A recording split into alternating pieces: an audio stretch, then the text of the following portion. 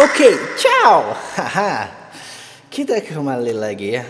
Agak telat sih harusnya saya upload konten tentang agnostik ini di hari Minggu kemarin, cuman ya kita semua stay at home dan kita membatasi aktivitas. Jadi saya baru bisa upload di hari ini atau seminggu setelah saya upload lagu terakhir saya, Tuhan Kemana, harus dicoba didengarkan. Harusnya bahasan tentang kenapa takut agnostik ini dibahas setelah agnostik untuk akhir zaman ya.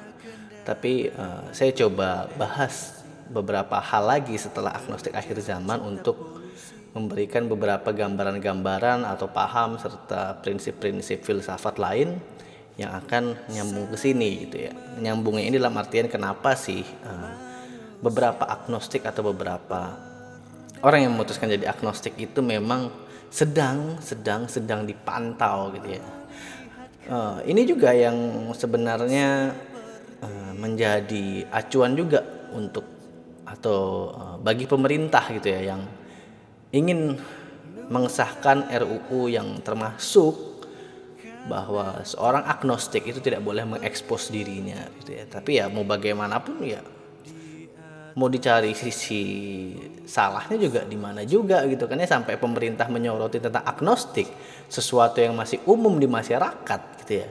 Coba aja deh kamu ke jalan gitu kan ya, baru kamu tanyain orang gitu, Mas atau Pak atau Bu atau Mbah atau Pak Le atau Bu Le, tahu nggak sih agnostik itu apa? Saya yakin nggak akan banyak orang yang tahu, dan orang yang tahu pun ya pasti orang-orang yang memang punya tingkat pendidikan yang mungkin cukup tinggi, orang yang memang intelektualnya juga terbuka atau fleksibel. Tapi kalau misalnya orang-orang umum, saya rasa mereka tidak punya pemahaman atau pengetahuan tentang agnostik gitu ya. Kalaupun tahu paling gitu-gitu ya, atau cuma cari-cari jawaban, minta clue gitu, apa nih buat biar saya bisa jawab apa nih gitu ya, clue lainnya atau kata dasar yang mendekati dengan makna agnostik gitu ya.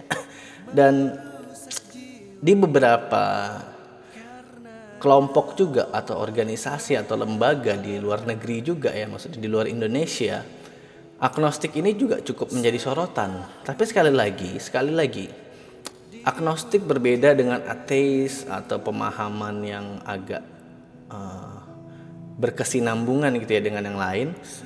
Cuman agnostik ini memang bukan nggak bisa disentuh, sebenarnya bukan nggak bisa disentuh, tapi lebih tepatnya itu kalau mau dicari salah-salahnya gitu ya, mau dicari dari sisi mana gitu ya kan. Karena kalau kita membahas agnostik sebagai filsafat kehidupan, artinya nggak ada yang salah dari agnostik gitu ya kan. Karena misalnya kamu mau pidanakan saya nih karena saya agnostik, prinsip pidananya apa? Menyebarkan. Bagaimana saya bisa menyebarkan ketidaktahuan? Ya. Gimana kita bisa dipidanakan karena kita menyebarkan ketidaktahuan? Gitu kan, itu prinsip-prinsip dasar agnostik gitu ya, yang sebenarnya menjadi pertanyaan kenapa agnostik ini harus ditakuti gitu ya. Dan ada beberapa bahkan yang saya baca-baca beberapa rumah ibadah lah dari agama tertentu itu yang memang mewaspadai itu dan memperingatkan jemaat-jemaatnya atau umat-umatnya untuk memperingatkan anaknya atau generasinya atau keturunannya tentang bahaya agnostik ini gitu. Jadi agnostik ini dianggap bahaya, lebih bahaya dari ateis, lebih bahaya dari komunis begitu ya, atau lebih bahaya dari diktatorship gitu ya. Nggak ngerti juga kan kenapa bisa bahaya gitu ya. Kalian boleh sharing diskusi atau boleh sharing informasi atau boleh sharing pengalaman kalian gitu ya, kenapa agnostik ini patut atau ditakuti. Karena kalau saya rasa agnostik ini malah nggak mesti atau nggak harus ditakuti gitu ya. Malah kalau bisa agnostik ini harus dipahami. Bahkan orang harus ada dalam seumur hidupnya itu berada di fase agnostik, seperti yang saya bilang juga di video diskusi pertama saya tentang agnostik ya. Kalau saya katakan semua orang itu agnostik, artinya memang ada kebutuhan bagi umat manusia bahwa dia memang harus ada di fase agnostik. Entah dia itu agnostik agamis atau agnostik humanis.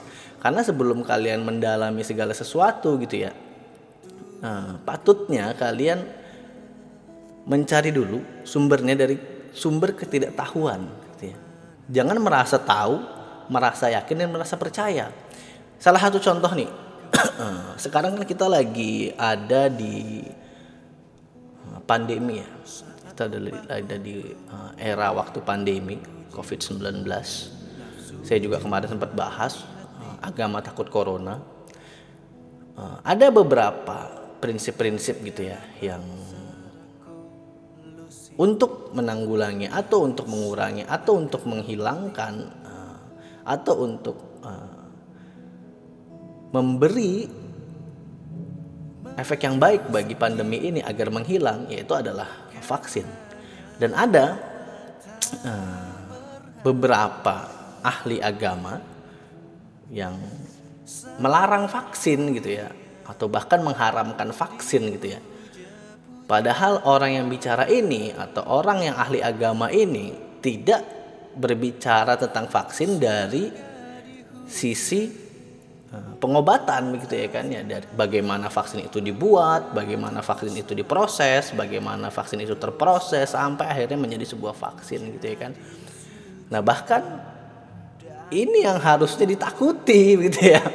Ahli-ahli atau manusia-manusia yang memutar balik fakta atau ayat agama, ini yang harusnya itu ditakutin gitu ya kan ya. Bukannya agnostik yang ditakutin gitu ya. Kenapa orang itu harus membawa beberapa atau berbagai macam hal dari sisi atau prinsip ketidaktahuan? Karena dari sisi ketidaktahuan kamu nanti akhirnya jadi tahu gitu ya kan. Ada mungkin orang yang ujuk-ujuk dari kecil gitu ya, didoktrin sampai besar, dewasa didoktrin, akhirnya dia sudah terbiasa dengan doktrin itu. Ya akhirnya begitu. Dia merasa ahli dari ahli gitu ya, core to the core ya. Pak Gundul kalah gitu ya. Karena ya mereka sebelum tahu, mereka nggak mau ada di proses atau di fase tidak tahu. Mereka maunya tahu aja. Mereka maunya pintar aja, tapi mereka nggak mau berusaha atau menempatkan posisi mereka. Aku nih nggak banyak tahu, aku ini nggak pintar, aku ini bodoh mungkin gitu. Nggak semua orang mau menempatkan di posisi itu gitu. Sedangkan saat kita merasa tahu, saat kita merasa pintar, jadinya sok tahu, jadinya sok pintar. Akhirnya asal bicara tentang tafsir-tafsir yang memberikan ketakutan-ketakutan bagi umat manusia gitu ya kan.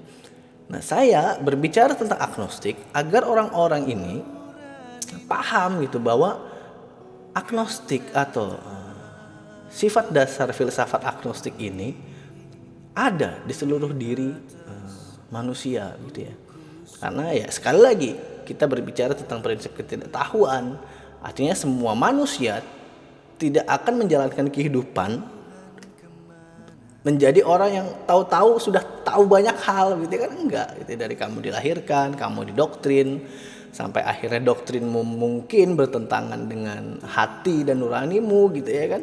Akhirnya kamu merasa kayaknya sebelum aku bicara dari doktrin yang sudah didoktrinkan keturunanku gitu ya, kayaknya aku harus cari tahu dulu, cari tahu banyak hal gitu ya. Karena sekali lagi, bukan ketidaktahuan yang harusnya ditakuti, tapi orang-orang yang merasa tahu banyak hal.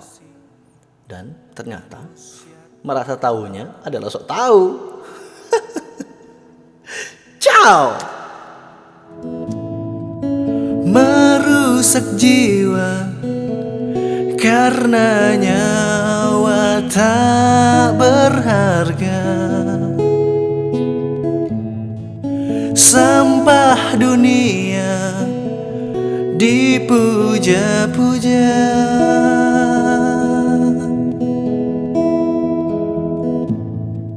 surga dihujah atas nama dosa.